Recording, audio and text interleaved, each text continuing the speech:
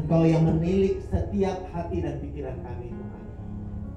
Kami percaya Roh Kudus, Engkau yang mengingatkan kami, Roh Kudus yang akan memulihkan hati kami dan memberikan pencerahan di dalam hati kami.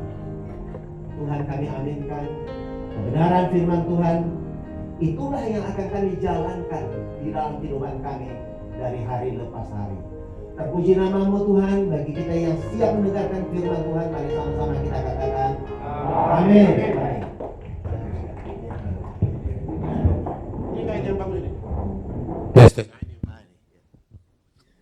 Ya. Terima kasih Bapak Ibu sekalian. Ya, saya di sini diminta. Saya ini sekarang ini bukan diminta. Saya ditunjuk dan diperintahkan oleh para senior. Jadi, dan itu kata Pak Timbul apa? Harus mengikuti arus. Jangan melawan arus. Ya, saya siap para senior. Hari ini saya ditunjuk dan diperintahkan untuk menyampaikan kebenaran firman Tuhan. Hari ini tema kita, saudaraku, adalah orang-orang terbahagia berdampak di LB3. Apa itu LB3? Nah, ini mungkin ada yang belum ngerti, tapi kalau yang sering dengar YouTube, banyak sekali ya. LB3 itu adalah langit baru, bumi baru. Ya, langit baru, bumi baru. Jadi ini satu istilah. Nah, apa itu kita mau bahas? Tapi yang penting adalah Bapak Ibu saudaraku, kita semua adalah orang-orang terbahagia. Ada amin? FGB man. Be strong in the Lord. Be strong in the Lord. FGB man. LOF. Be strong in the Lord. Iya, puji Tuhan. Mari kita tundukkan kepala kita berdoa. Terpuji namamu Tuhan. Benar-benar kami akan mendengarkan kebenaran firman Tuhan. Engkau yang benar-benar akan memberikan iluminasi di dalam hati dan pikiran kami. Terima kasih Tuhan, kami siap mendengarkan kebenaran firman Tuhan. Terpuji namamu. Amin, amin. Saudara, ini temanya hari ini. Ya, terima kasih sekali lagi. Baik, lanjut. Next. Oh, sebentar yang saya punya ya. Sorry. Ya, saudara, ini di halaman pertama ini, kita hari ini saudaraku sama-sama mau belajar mendalami kebenaran firman Tuhan. Saudara, saya pernah mengalami belajar firman itu bisa dikatakan stres, saudaraku. Kenapa stres? Karena saya baca firman Tuhan, tapi saya nggak ngerti, saudara. Kenapa nggak ngerti? Ternyata setelah saya evaluasi lebih dalam, saya ngerti ini setelah 10 tahun terakhir. 10 tahun terakhir saya baru bisa mengerti. Karena saya sering baca dulu, bacanya hurufiah, literal gitu. Jadi tidak mengerti makna. Nanti kita akan cerita lebih lanjut. Nah, di sini saudaraku, hari ini temanya adalah orang terbahagia, ia berdampak di langit baru, bumi baru. Kemudian hari ini, balik dia. Nah, tujuan kita hari ini belajar adalah apa? Sebagai orang terbahagia, kita tersadarkan dalam fakta kehidupan kita sehari-hari untuk senantiasa hidup yang berdampak. Nah, ini penting sekali. Jadi kita jangan hidup dalam halusinasi atau apapun, tapi mari kita hidup dalam alam realita nyata. Tadi dari visi misi dikatakan, membangun kerohanian kita. Nah, hal yang kerohanian inilah yang membangun hati dan pikiran kita. Karena yang diselamatkan itu adalah jiwa saudara dan saya. Jadi waktu jiwa kita menangkap kebenaran, jiwa kita ini dipimpin oleh sang rohnya Tuhan, supaya jiwa kita tentram dan tubuh kita ini, badan kita ini terpelihara, yang melakukan apa yang Tuhan mau. Karena Tuhan yang berkuasa di dalam kehidupan kita, orang-orang terbahagia. Ada amin, saudaraku. Saudara, ada gambar di sebelah sana, saudara, bahwa di Alkitab itu cuma berisi tentang apa? Perjanjian. Dan perjanjian apa? Tentu perjanjian antara Tuhan dengan umatnya. Betul ya Bapak Ibu?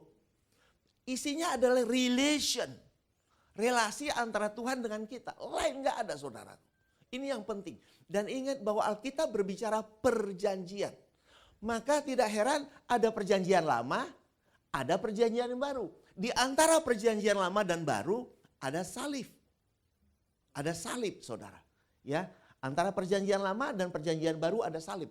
Nah, di perjanjian lama adalah kehidupan bangsa Yahudi hidup di bawah hukum Taurat. melakukan ritual-ritual agamawi ada 613 peraturan-peraturan Bapak Ibu yang harus dilakukan. Bayangkan Bapak Ibu, satu saja gagal, maka semuanya gagal. Dan maka untuk itu Yesus turun ke bumi dengan salib itu, dia mati di salib untuk mendamaikan manusia dengan Tuhan karena manusia penuh dengan dosa, ya, maka manusia dipulihkan, didamaikan oleh Kristus di kayu salib untuk kita masuk di dalam perjanjian yang baru. Nah, untuk itu yang menjadi pertanyaan adalah siapa dan mengapa kita-kita ini yang hadir ini disebut orang-orang terbahagia di dunia. Nah, kita mau lihat mengapa, ya. Kemudian apa dan kapan itu terjadi, apa yang disebut dengan langit baru, bumi baru? Apakah masih nanti-nanti? Apa kita sudah menghidupinya? Cuma kita tidak ngerti dan tidak sadar. Hari ini kita mau belajar. Kemudian bagaimana orang-orang terbahagia bisa berdampak, ya, dalam kehidupan, dalam langit baru, bumi baru, dalam kehidupan perjanjian yang baru, saudara. Ya, saya lanjutkan.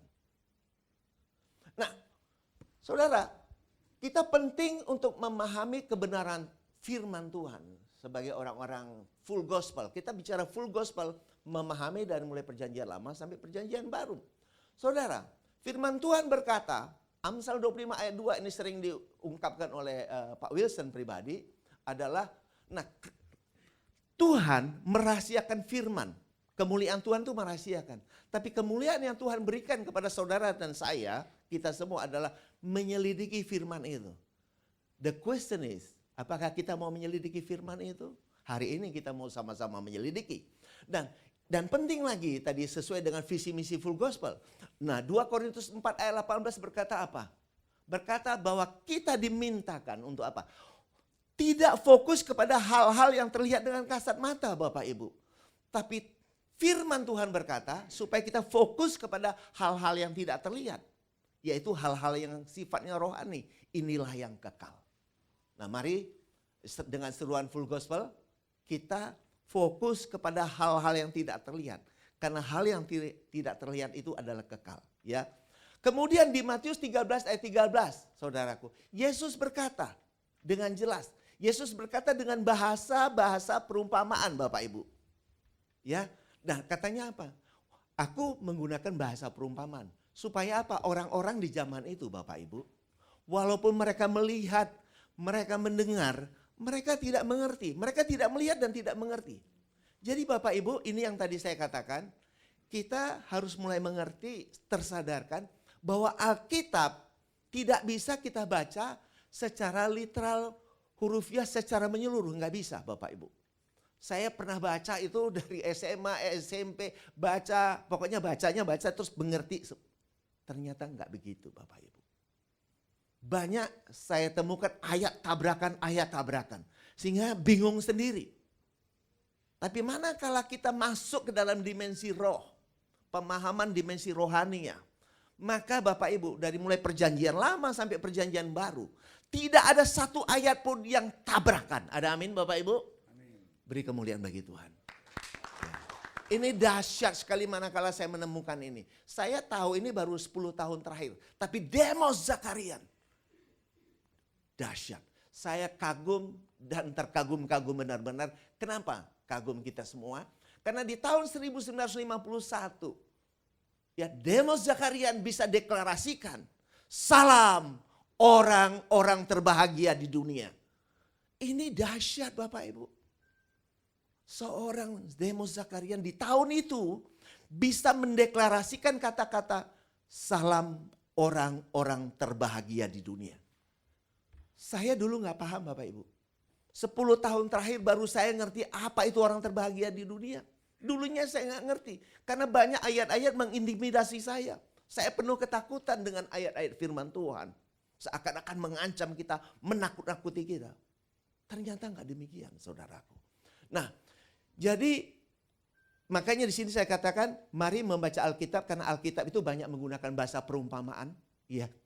Bahasa simbolik, bahasa lambang, bahasa hiperbolik, bahasa puisi, sastra, macam-macam. Yang semuanya tidak bisa pahami secara literal. Jadi Bapak Ibu saya sudah mengalaminya dan tidak ngerti. Nah, mari saya hanya menjadi kesaksian bagi kita bersama, Bapak Ibu. Lanjutkan.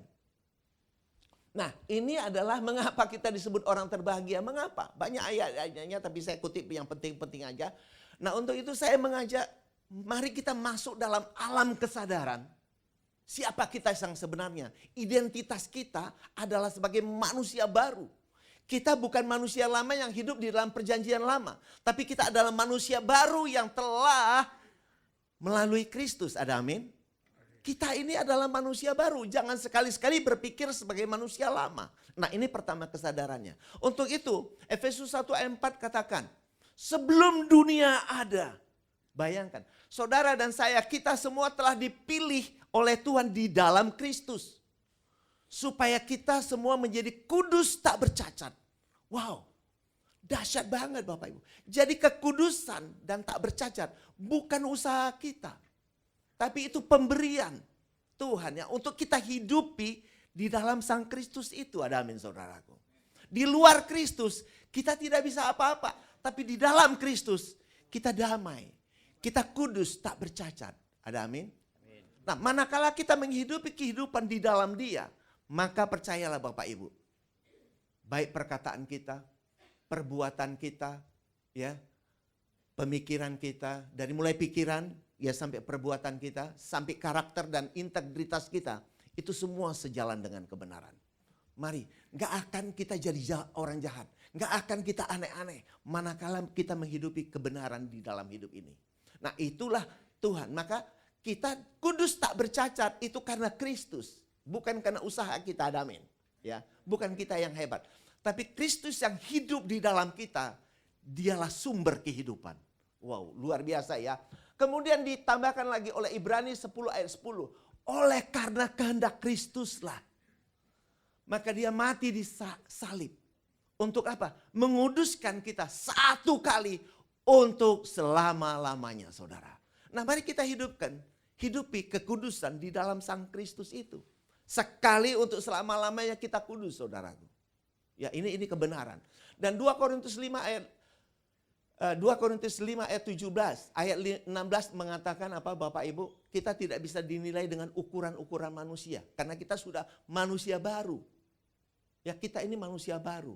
Dan jadi ayat 17 berkata, jadi siapa yang ada di dalam Kristus, dia menjadi ciptaan yang baru. Yang lama telah berlalu, yang baru sudah datang. Yang hidup di dalam perjanjian lama sudah selesai, kita sudah hidup di dalam perjanjian yang baru. Ada amin? Nah, inilah kita. Sudah dipindah dari kegelapan, masuk kepada terangnya yang ajaib. So, saudara, maka kita benar-benar orang terbahagia di dunia ini. Dan Efesus 2 ayat 6 ini dahsyat. Kalau dia baca dalam bahasa Inggrisnya ya. Bahasa Indonesia kurang pas ya. Tapi dalam bahasa Inggrisnya. Nah, jadi kita ini telah dia apa katanya? Telah dibangkitkan bersama Kristus. Dan didudukkan bersama Kristus. Di mana saudaraku? In heavenly places. Di alam sorgawi. Di dalam siapa saudaraku? Di dalam Kristus. Betapa ruginya kalau kita tidak menghidupi, menikmati hidup bersama Dia. Di dalam Dia. Yang rugi siapa? Kita yang rugi saudaraku. Dan dalam NLT dikatakan apa? NLT katakan because we are one with Christ Jesus. Ada amin? Inilah tujuan Kristus turun ke bumi untuk kita bersatu dengan Dia, Bapak Ibu. Dahsyat banget ya. Saya lanjutkan. Nah, kenapa kita orang terbahagia? Saudara, orang di luar sana banyak yang hidup penuh ketakutan. Termasuk saya dulu, saudara. Oh, takut nanti dihakimi, takut nanti dibakar di neraka. Saya dulu begitu Bapak Ibu. Takut, ada ketakutan. Saya ini jadi pendeta, bukan pendeta ya, pelayanan lah ya. Setelah pensiun, saya tanya dalam hati pikir, Pak Runtungan, apa yang kamu cari dalam hidupmu? Mau jadi ini, enggak. Gue mau melayani Tuhan. Itu keputusan saya, kenapa? Karena dulu takut. Nah, itu tahun 2014. Itu saja masih ada ketakutan Bapak Ibu. Takut nanti gini, ditanya, Pak Runtungan, kamu selama hidup buat apa? Iya ya Tuhan, aku belum buat apa-apa. Jadi gue masuk pelayanan itu karena takut Bapak Ibu. Nah, itu persepsi saya yang salah karena tidak mengerti kebenaran, Saudara. Ya. Nah, di sini dikatakan di Roma 8 ayat 1, ya, sekarang tidak ada penghukuman bagi siapa yang ada di dalam Kristus. Pertanyaannya, kita ada di dalam Kristus atau di luar Kristus? Itu saja pertanyaannya. Manakala kita ada di dalam Kristus, maka tidak ada penghakiman. Karena penghakiman yang terbesar sudah diambil oleh Kristus di kayu salib. Ada amin? Jadi kematian Adam sampai kematian seluruh umat manusia itu sudah diambil oleh Kristus. Maka kita semua telah dibaptis dalam kematiannya, kita telah dikuburkan bersama Kristus dan bangkit bersama-sama di dalam Dia. Ada amin? Dan kita telah menjadi satu manusia baru di dalam Kristus itu, saudaraku. Dahsyat sekali ini kebenaran firman Tuhan. Dan kita dipimpin oleh Roh, ya. Dan Roh, yaitu Sang Kristus itulah yang memerdekakan kita dalam hidup sehingga kita apa? Di dalam Kristus. Kita tidak mendapatkan hukuman dosa dan hukum maut. Enggak ada lagi, saudara. So, that's why kita ini disebut orang terbahagia. Karena kita tidak akan dihakimi seperti apa yang ditakutkan banyak orang di luar sana, Bapak Ibu. Maka jelas kita orang terbahagia. Dan untuk menjadi orang terbahagia, kita tidak lagi terikat oleh ritual-ritual agamawi. Karena kita sudah hidup bersatu dengan Dia menjadi manusia roh di dalam Kristus Allah yang roh. Kita menyatu dengan Dia. Relasi kita dengan Dia bukan lagi diatur oleh ritual-ritual agamawi, tidak. Kita memiliki relasi yang begitu intim. Pak Wilson sering mengatakan lebih dari hubungan suami istri. Ya, itu lebih dalam. Jadi kita memiliki relasi dalam roh dan kebenaran. So, apa ini? Saya dari dulu waktu saya masih jadi jemaat, saya pengen kalian mendengar pendeta berkhotbah. Apa itu menyembah Allah dalam roh dan kebenaran? Saya nggak pernah dapat, Bapak Ibu. Dalam perenungan yang dalam, yang begitu lama, akhirnya baru saya bisa menangkap. Ini versi yang saya dapat. Menyembah Allah dalam roh dan kebenaran adalah bahwa setiap tarikan nafas kita, baik kita berdiri, berjalan maupun tertidur, di situ kita menyatu dengan Dia dan tidak terpisahkan dengan Sang Tuhan. Dengan hidup penuh ucapan syukur, berpikir yang benar, berkata yang benar, ya, berbuat yang benar, karakter yang benar dan karakter yang benar, kemudian integriti kita yang benar dalam kehidupan. Itu kita menyatu dengan Dia. Karena semuanya datangnya dari Sang Tuhan, Sang sumber kehidupan yang ada di dalam kita. Dan Paulus sangat mengingatkan kita di dalam kehidupan kita. Galatia 2 ayat 20 katakan, hidupku bukan alat aku lagi. Kita semua tahu siapa yang hidup? Kristus yang hidup di dalam saudara dan saya. Kristus yang mana? Ya, Kristus Allah yang roh sebetulnya. Ya, yang disalib sudah selesai, saudaraku, iya kan? Dan Dia yang hidup di dalam kita. Dan kita hidup dalam daging ini, yang dalam daging ini hidup oleh iman siapa, Bapak Ibu? Bukan iman kita, iman dalam Kristus itu sendiri. Yang mengasihi kita dan telah menyatakan dirinya bagi kita. Ini dahsyat sekali, Bapak Ibu. Dan mari kita betul-betul memiliki Tuhan yang dahsyat. Immanuel, Tuhan menyertai kita. Bahkan bukan hanya menyertai kita, ada di dalam kita, kita ada di dalam Dia. Ada amin, luar biasa ya. Tuhan kita omnipresent, Dia ada di mana-mana, saudaraku ya. Dan nah, sebagai manusia baru, ya, manusia ilahi lah, dikatakan manusia ilahi, kita orang terbahagia. Mari kita aminkan, kita bisa mengerti kebenaran firman Tuhan. Ada amin ya, Bapak Ibu. Bapak Ibu, sekarang ini kita mau melihat tadi sebelah kiri salib itu ada perjanjian lama, ada perjanjian yang baru ya. Nah, kita mau lihat ayatnya, dasarnya. Ya, jadi perjanjian yang pertama, perjanjian lama itu menjadi tua dan usang. Harus diganti perjanjian yang baru. Ya, Ibrani 9 ayat 18 sampai 20 berkata, ya, perjanjian yang pertama itu menjadi sah kalau ada darah binatang. Percikan darah binatang membuat itu sah di mata Tuhan. Maka Musa memerciki semua jemaatnya, termasuk barang-barang yang ada di bait suci Allah, dikatakan, inilah darah perjanjian yang ditetapkan bagi kamu. Ya, ini ya, bagi kamu. Dia katakan begitu. Jadi hampir seluruhnya apapun yang ada di dalam bait suci Allah harus diperciki oleh darah binatang. Nah, inilah yang dikatakan dengan tegas di Ibrani 8 ayat 13. Bahwa semua yang ada di perjanjian lama yang diatur dengan ritual-ritual agamawi dengan percikan darah binatang, ini mendekati tua dan usang, harus diganti dengan perjanjian yang baru, yaitu setelah salib gitu ya. Nah, ini penting. Dan dikatakan dengan tegas di ayat ini Bapak Ibu, ini telah menjadi tua dan usang, telah dekat kepada apa? Kemusnahannya. Apa kemusnahannya? Yang terakhir kali kemusnahan yang terjadi adalah waktu runtuhnya bait suci Allah. Runtuhlah bait suci Allah tahun 70, di mana di dalam bait suci Allah itulah bangsa Yahudi melakukan ritual-ritual hukum Taurat, penyembelihan korban setiap tahun sekali. Tahun 70 karena murka Allah, maka bait suci dihancurkan untuk digantikan dengan kehidupan dalam perjanjian yang baru. Ya, itu sekarang. Ya, ini. Lanjut. Oke. Nah, ini penting sekali ayat ini. Tuhan menghapus yang pertama dan menegakkan yang kedua. Coba, ayatnya sangat jelas yang tertulis sebelum tahun 70 Masehi, ini ayat ditulis. Ibrani 10 ayat 9 berkata, dan kemudian katanya, sungguh aku datang. Jadi Kristus datang untuk apa? Untuk melakukan kehendakmu, dia bilang kehendak Bapa. Yang pertama ia hapuskan. Apa yang pertama ia hapuskan? Yaitu hukum Taurat digenapi.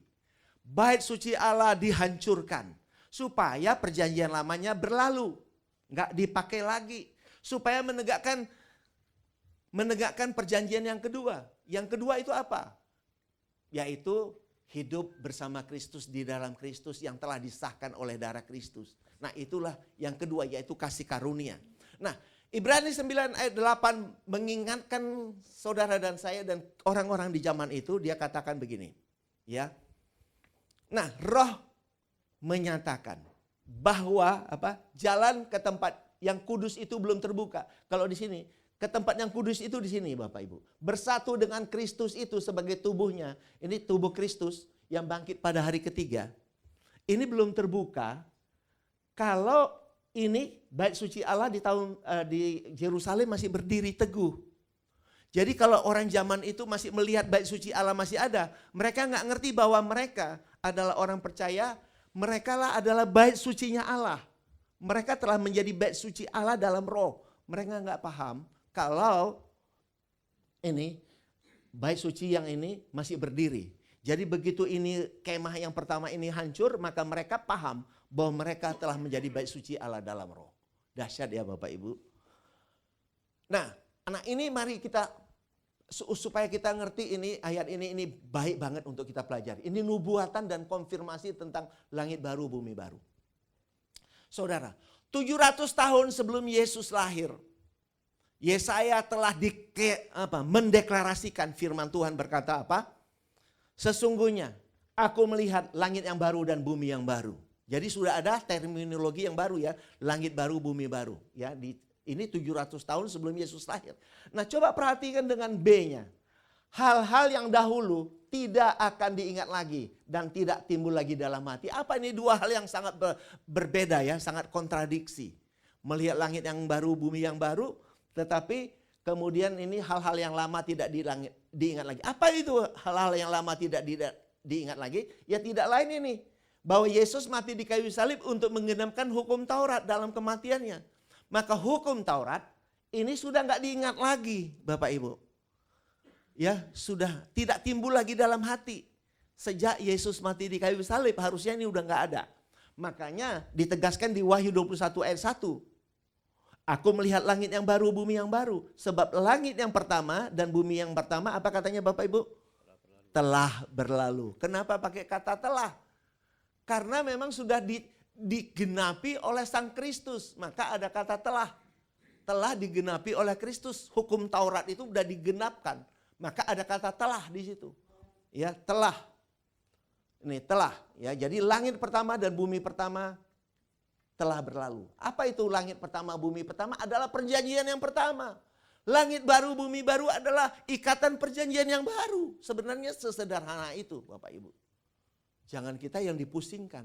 Itu cuma bahasanya seperti itu. Makanya saya di depan tadi saya katakan, jangan kita literal, kita tangkap dari literal. Tapi kita harus mengerti ayat menjawab ayat, ayat menjawab ayat. Sehingga kita ngerti esensi yang Tuhan maksudkan apa. Ya Bapak Ibu. Dan dipertegaskan lagi Bapak Ibu di Efesus 2 ayat 15. Di sana dikatakan bahwa, ini sangat jelas sekali bahasanya, bahasa Indonesia sehari-hari dikatakan apa? Hukum agama Yahudi dengan perintah-perintah dan peraturannya sudah dihapuskan. Ya kan? Ini sudah dihapuskan, yang ini sudah dihapuskan oleh Kristus. Supaya dua bangsa, yaitu bangsa Yahudi dan non-Yahudi, menjadi satu manusia baru di dalam Kristus. Nah, kita inilah manusia baru di dalam Kristus yang disebut orang-orang terbahagia di dunia. Ada amin Bapak Ibu. Dahsyat sekali ini kalau kita betul-betul menghidupinya, ini dahsyat. Nah Bapak Ibu sekali lagi ini penting banget. Ini saya dapatkan bukan dari saya tapi ini dari Bible. Bible yang saya baca adalah The Kingdom Bible. Nah ini ada di halaman 2046. Ya, Bapak Ibu apa dikatakan? Ini ruang maha suci ini. Ruang maha suci di dalam bait suci Allah. Inilah yang disebut dengan heaven atau langit. Nah ini earth. Ini adalah ruang suci di tempat jemaat ada di sini beribadah di dalamnya. Ya. Nah ini disebut earth. Nah ini disebut sea. Ini ada kolam pembasuhan. Nah kolam pembasuhan ini Bapak Ibu di zaman dulu. Kalau orang mau masuk ke dalam bait suci, mereka harus membasuh dirinya. Kalau enggak mereka secara fisik akan mati di dalam bait suci Allah. Maka orang M sekarang masih mengikuti kan. Sebelum sholat mereka cuci tangan, cuci ini semua kan. Nah ini adalah budaya waktu itu. Dan ini semua sudah enggak ada. Nah earth itu kenapa earth? Itu adalah bercerita umatnya. Karena Adam itu Adama. Adam dibuat dari tanah. Dari bumi. Maka kalau berbicara langit dan bumi itu berbicara heaven and earth. Itu berbicara Tuhan dengan umatnya. Earth itu berbicara umatnya. Gitu kira-kira ya. Umatnya. Manusia. Relasi dengan manusia. Saya lanjutkan. Nah ini contoh satu ayat yang populer banget Bapak Ibu. Ini ayat populer yang mungkin sering diperdebatkan oleh banyak orang. Coba sama-sama kita baca. Matius 5 ayat 18 ya. Karena aku berkata kepadamu, sesungguhnya selama belum lenyap langit dan bumi, satu iota, ya, satu titik pun tidak akan ditiadakan dari hukum Taurat sebelum semuanya terjadi. Nah orang bingung. Gara-gara kita masih melihat ada langit di atas, ada bumi ini belum berlalu, kita bilang, oh hukum Taurat masih kita pegang, kita lakukan. Nah yang dimaksud dengan langit dan bumi adalah ini tadi. Ini tadi heaven and earth yang ada di dalam bait suci Allah. Manakala bait suci Allah ini hancur tahun 70 Masehi, kota Yerusalem di bumi hanguskan oleh Jenderal Titus. Ini hangus, terbakar, ini hancur. Maka bukan hanya satu iota Bapak Ibu. Penyembelihan korban sembelihan sesuai dengan kitab Daniel 9 ayat dari mulai ayat 24 sampai 27 telah digenapi. Tidak ada lagi korban sembelihan binatang. Kalau orang M karena tidak mengerti mereka masih melakukan setiap tahun, betul nggak? Tapi orang Kristen tidak pernah menyembelih binatang lagi. Karena sudah nggak ada. Karena sejak bait Allah hancur ini sudah tidak ada lagi korban sembelihan. Nah kalau korban sembelihan sudah nggak ada, maka apa? Artinya ikatan perjanjiannya ini, langit pertama ini, langit ini sudah hancur. Artinya ikatan perjanjian yang pertama, perjanjian lama telah berlalu. Itu maksudnya Bapak Ibu. Jadi kita sudah hidup di dalam perjanjian yang baru. Jadi ini ayat ini telah digenapi manakala bait suci Allah hancur tahun 70 Masehi. Ya, saya lanjutkan. Nah ini Bapak Ibu visualisasi ini sangat baik sekali untuk kita pelajari bersama. Jadi kalau nanti ada teman-teman mau slide-nya monggo ya, monggo. Ini kita percepat ya. Nah jadi di sini yang tadi sebelum salib ini adalah perjanjian lama. Ini langit pertama, bumi pertama itu apa sih? Nah ini langit baru, bumi baru itu apa sih? Nah ya jadi gini, langit pertama, bumi pertama. Ya itu sebetulnya apa? Relasi atau ikatan perjanjian yang pertama antara Tuhan dengan umatnya yang harus disahkan oleh darah binatang. Yang ritual-ritualnya diatur oleh ritual hukum Taurat. Terjadi di dalam bait suci Allah di kota Yerusalem. Nah ini semua telah berlalu. Maka dikatakan di Wahyu 21, langit pertama, bumi pertama telah berlalu. Nah langit baru, bumi baru adalah ikatan perjanjian yang baru antara Tuhan langit dengan bumi umatnya. Di mana ikatan perjanjian, relasi antara Tuhan dengan umatnya itu telah disahkan oleh darah Kristus. Di mana relasinya terjadi dalam roh dan kebenaran, di dalam apa? Bukan di bait suci lagi, tapi di dalam tubuhnya, di dalam orang percaya. Ada amin. Nah inilah kita diminta ginosko. Jadi sebenarnya segitu mudahnya ya, nggak ada yang sulit di situ. Lanjut. Nah ini yang tadi sudah saya katakan, nah ini untuk lebih detailnya tahu. Jadi langit baru bumi baru tadi sudah saya katakan adalah ikatan perjanjian yang baru yang telah disahkan oleh darah Kristus, di mana memiliki relasi dengan Tuhan dalam roh dan kebenaran di dalam tubuhnya. Nah langit yang pertama, bumi pertama adalah ikatan perjanjian yang pertama yang harus disahkan oleh darah binatang, di mana relasinya diatur oleh hukum Taurat, terjadi di dalam bait suci Allah. Bait suci Allah hancur tahun 70, maka dikatakan telah berlalu, ya, telah berlalu. Nah, makanya dikatakan laut pun tidak ada lagi. Nah, laut pun tidak ada lagi. Banyak orang berkata, Pak Girsang nggak lihat di Laut Cina Selatan masih ada laut, di Ancol masih ada laut. Ini bukan cerita laut itu, Bapak Ibu. Ini cerita kolam pembasuhan yang tadi. Kalau nggak berbasuh itu mati. Maka laut pun tidak ada lagi, artinya apa? Tidak pernah ada kematian lagi di dalam Kristus. Ya, Yohanes 11 ayat 26 berkata, bagi siapa yang percaya kepada Kristus, mereka tidak mati lagi selama-lamanya. Percaya engkau akan hal itu? Tapi meninggal dunia adalah satu kepastian Bapak Ibu. Dikubur menjadi debu tanah, betul? Kematian artinya kita tidak pernah terpisah lagi dengan dia. Maksudnya itu begitu. Karena kita semua telah dilahirkan di dalam dia.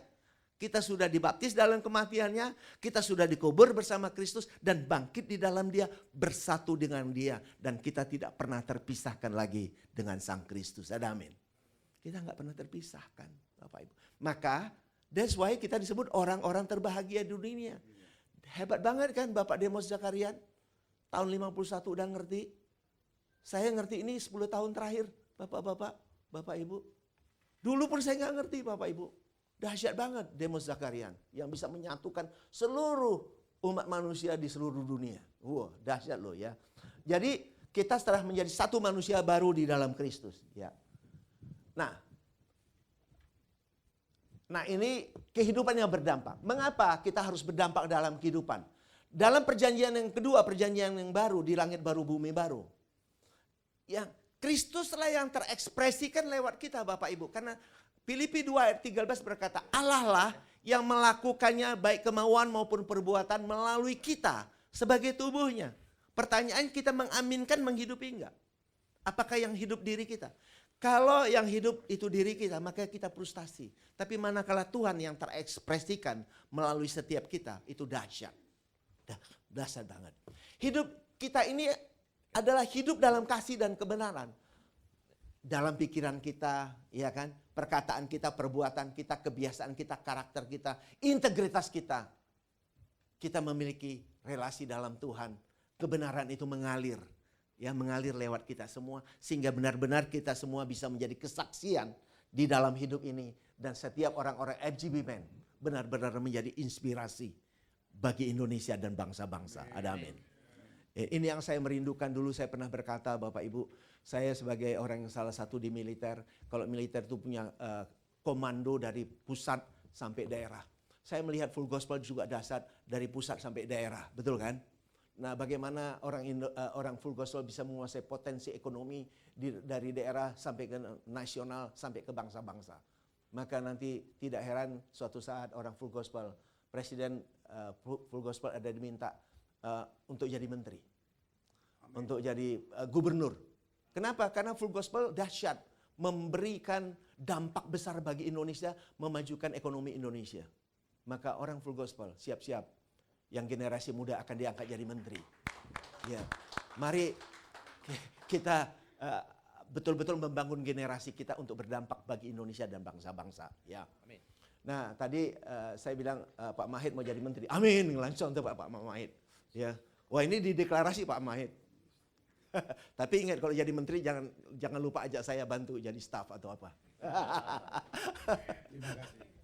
Ya, Oke. karena kita berdiri menjaga kesaksian. Nah, jangan lupa anak cucu kita, saudara. Anak cucu kita dan orang kita layani supaya mereka mengalami kesempurnaan dalam Kristus.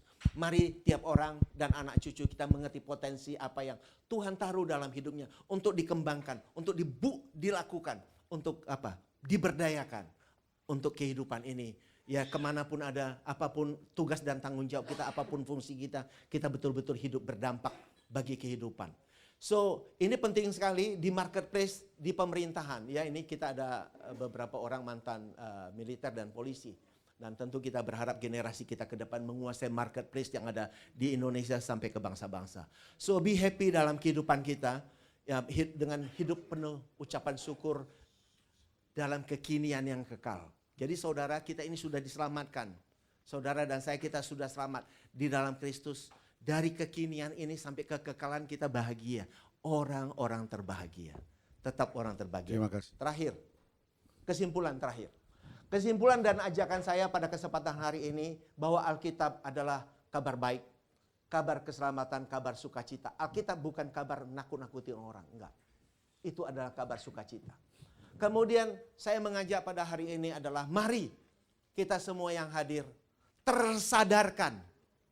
Mari kita tersadarkan sebagai orang-orang kita telah menjadi manusia baru di dalam Kristus itu. Bukan karena kita hebat, tapi karena Kristus. Dan kita adalah orang-orang terbahagia, merdeka, dan telah diselamatkan di dalam Kristus, saudara. Kemudian, sejak karya salib diteguhkan, ya, sejak karya salib diteguhkan dengan runtuhnya bait suci Allah, tahun 70, maka orang percaya tidak hidup lagi di bawah ritual hukum Taurat. Jadi Bapak Ibu, kita tidak hidup di dalam ritual-ritual hukum Taurat, tidak lagi. Ya, tidak lagi. Tidak disahkan oleh darah binatang, enggak lagi. Nah, dengan mengucap syukur, ya, mari kita aminkan sebagai manusia baru, yaitu orang-orang terbahagia. Sesungguhnya kita telah hidup dalam perjanjian yang baru, yang telah disahkan oleh darah Kristus. Yaitu perjanjian baru adalah, bahasa lainnya adalah langit baru, bumi baru. Langit baru, bumi baru bukan secara fisik, tapi itu adalah ikatan perjanjian yang baru. Yang sudah disahkan oleh darah Kristus. Relasi dalam roh dan kebenaran, ya, ginosko. Jadi kehidupan kita sebagai orang terbahagia di langit baru, bumi baru, di dalam perjanjian yang baru, terus ongoing. Sampai selama-lamanya, sampai kita menghembuskan napas terakhir.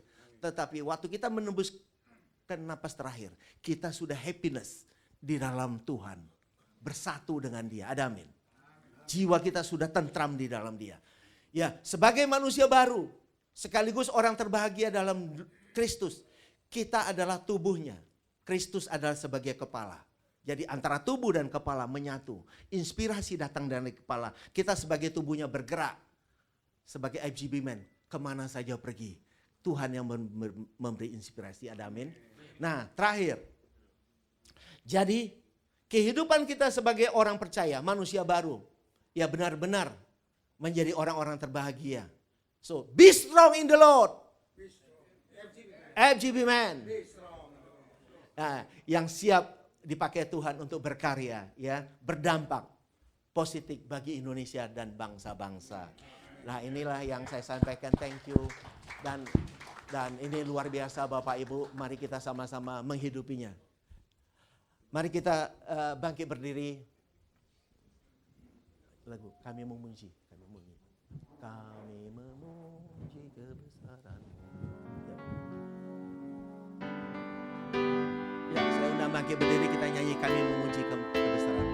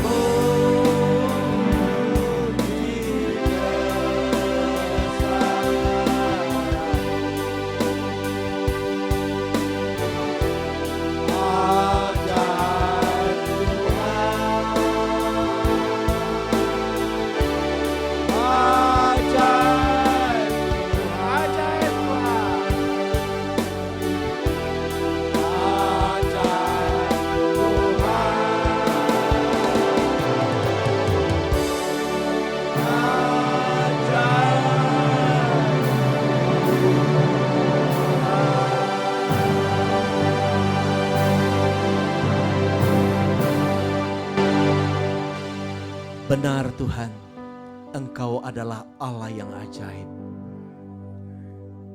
Yaitu Tuhan yang benar-benar mengasihi kami umat-Mu, yang telah rela berkorban di kayu salib untuk menciptakan dari manusia lama menjadi manusia baru. Dan kami menghidupi ikatan di dalam perjanjian yang baru, yang telah disahkan oleh darah Kristus, di mana Engkau menginginkan kami untuk memiliki relasi dalam roh dan kebenaran. Tuhan, terima kasih akan kebenaran firman yang sudah ditaburkan. Kami adalah seperti tanah yang subur, sesuai dengan Matius 13 ayat 23 berkata, kami aminkan firman-Mu, kami adalah seperti tanah yang baik. Manakala ditaburi kebenaran firman-Mu, maka the first step kami mengerti. Selanjutnya kami aminkan, kami berbuah sampai mencapai 100 kali lipat. Terima kasih Tuhan. Terpuji nama-Mu, dan kami aminkan firman Tuhan yang telah ditabur, yang telah kami terima dengan hati kami yang terbuka dan pikiran terbuka. Maka kami aminkan firman Tuhan terus tumbuh, tertanam di dalam kehidupan kami untuk kami implementasikan di dalam kehidupan kami dari hari lepas hari. Terima kasih Tuhan, Engkau yang memberi kekuatan kepada setiap kami. Tuhan, kami bersehati bersepakat berdoa di dalam nama Yesus. Kiranya Engkau memimpin Presiden Chapter Tomang dan semua tim yang ada. Kau pakai mereka luar biasa, Engkau berkati Chapter Tomang untuk bertambah-tambah membernya di dalam hari-hari ke depan Tuhan. Terima kasih. Full Gospel secara nasional dan internasional, Tuhan yang memberkati para pemimpin dan semua member yang ada di mana saja berada. Amin. Tuhan pakai mereka luar biasa. Tuhan yang memberikan hikmat, Tuhan yang memberi kekuatan bisnis mereka. Semua Tuhan berkati agar para member FGB Men di Indonesia dari semua kalangan, dari pusat sampai daerah, semua bisa berdampak. Semua mereka bisa membangun ekonomi Indonesia sehingga benar-benar member, orang-orang yang ada di member, orang-orang terbahagia yang ada di FGB Men benar-benar menggetarkan Indonesia. Terima kasih Tuhan. Amin. Tuhan, sebentar lagi kami akan kembali ke rumah masing-masing. Kami percaya Tuhan menyertai kami. Damai sejahtera dan kasih Tuhan, berkat-berkat Tuhan, kelimpahan yang datang dari Tuhan senantiasa menyertai kami. Dan kami bersehati bersepakat mengaminkan di dalam nama Yesus. Kami semua bersama anak cucu keluarga, kami semua kami aminkan sehat. Apapun yang Tuhan percayakan, yang kami rencanakan kerjakan, Tuhan berkati, semua berhasil sempurna di dalam nama Yesus. Amin. Terima kasih Tuhan. Dan kami semua siap untuk menjadi kesaksian kemanapun kami pergi dan dimanapun kami berdiri. Sehingga banyak orang akan mengaku Yesus adalah Tuhan. Bagi kita yang siap dipakai Tuhan, kemanapun kita ada, bersama-sama kita katakan di dalam nama Yesus. Amin. Terima kasih kepada Laksamana pertama Peruntungan Girsang